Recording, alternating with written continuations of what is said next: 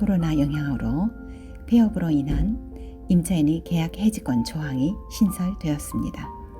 2022년 1월 4일 시행되는 임차인의 계약 해지권에 대해서 알아보겠습니다. 이 규정은 대통령령으로 정하는 보증금 이하 초과 관계가 없습니다.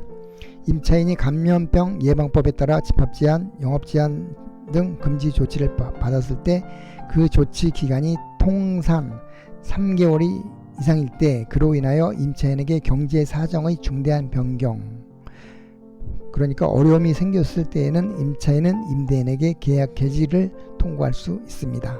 이것도 형성권입니다. 그래서 임대인이 통고를 하면 3개월이 지나면 효력이 발생합니다. 그래도 우리 임차인에게는 어려움이 있습니다.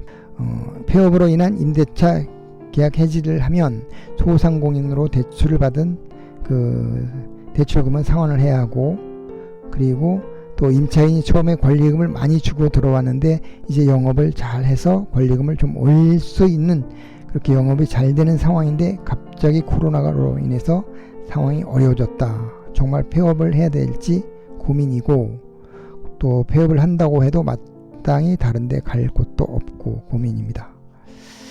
이때 우리 건물주 입장에서 보아도 이런 상황이 되면 새로운 임차인을 구하기도 그리 쉽지가 않습니다. 그 금액에 새로운 임차인을 구한다는 게 마땅치가 않습니다. 그리고 현재 임차인하고도 또 감정이 나빠질 수도 있습니다. 이럴 때는 차라리 건물주들은 월차임을 감액해 주는 방법을 모색하는 것이 더 좋을 수도 있습니다.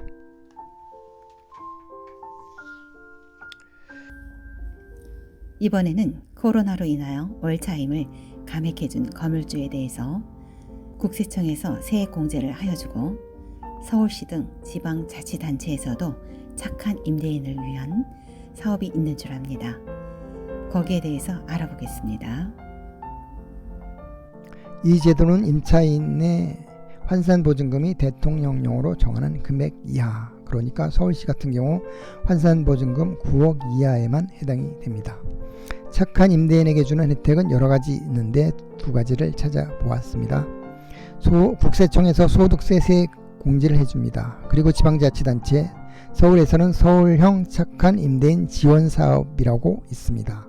다른 지자체들도 시행하는 것으로 알고 있습니다. 소득세 세액 공제 혜택을 받으려면 2000년 1월 1일부터 지금은 2022년 12월 31일 동안 임대사업자가 소상공인 임차료의 임대료를 인하여 지급하는 경우입니다. 임대료 인하액의 최대 70%까지 소득세 또는 법인세에서 공제하여 주는 제도입니다. 임차인 조건을 보겠습니다. 임차인은 소상공인이어야 하고 2020년 1월 30일 이전부터 임차하여 영업 목적으로 하여야 하고 사행행위, 과세, 유흥장소 이런 업종은 해당이 되지를 않습니다. 또한 임차인이 건물주하고 특수관계인에 있으면 안 됩니다. 예를 들어서 부모 자식 간이면 안 된다는 거. 그리고 사업자 등록이 되어 있어야 하는 것은 당연하고 상가 임대차 보호법에서 대통령령으로 정한 금액 이하라야 합니다. 서울시는 9억, 지역마다 차이가 있습니다. 자, 건물주가 신청하는 서류는 여러 가지가 있지만 중요한 것은 월차임을 감액하기 전 계약서, 감액 후 계약서, 그리고 인하 합의 사실 증명 서류, 아까 제가 합의서 쓴 그 서식, 그것이 필요합니다. 그리고 임대료를 지급한 통장 사본, 세금 계산서 사본, 그리고 임차인의 소상공인 확인서, 이것은 소상공인진흥공단에서 인터넷으로 발급하면 됩니다. 자세한 것은 국세청 홈페이지를 보시면 되고요.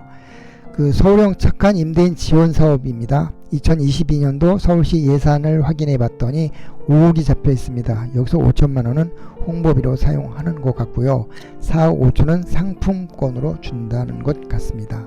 자세한 것은 서울시나 구청 등에 문의하시면 되고요. 각 지자체마다 이런 사업이 있으니까 확인을 해 보시면 되겠습니다. 감사합니다. 네, 정리를 하겠습니다. 임대료를 감액해 줄 때 특약 작성하는 방법. 이것은 대통령령이 정하는 금액, 서울시를 예로 들면 환산보증금 9억 이하만 해당이 됩니다. 두 번째, 일반적인 임대료 감액 시 주의사항도 그렇고요. 세 번째, 착한 임대인에게 주는 세액공제도 마찬가지로 대통령령이 정하는 금액 이하여야만 합니다. 네 번째, 임대인의 계약갱신 거절권과 임대인의 새로운 임대차 거절권은 2020년 9월 29일부터 6개월까지 연체료가 일어났을 때의 금액은 연체액으로 보지 않는다라고 했고요. 그런데 임차인이 3기에 달하는 금액에 연체되었을 때 임대인의 계약 해지권은 적용하지 않는다라고 하였습니다. 그리고 위 네 번째 모두는 대통령령이 정하는 금액의 이하이든 초과이든 모두 적용이 됩니다. 마지막으로 폐업으로 인한 임차인의 계약 해지권도 대통령령이 정하는 금액 이하, 초과, 관계가 없음을 확인하였습니다. 이렇게 해서 상가 임대차 5강 코로나 특집 강의는 여기서 마치고요.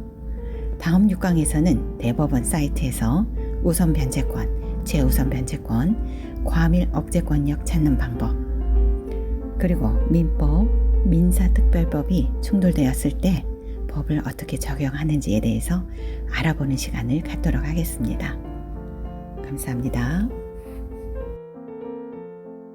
영상이 마음에 드셨다면 구독, 좋아요 부탁드립니다. 감사합니다.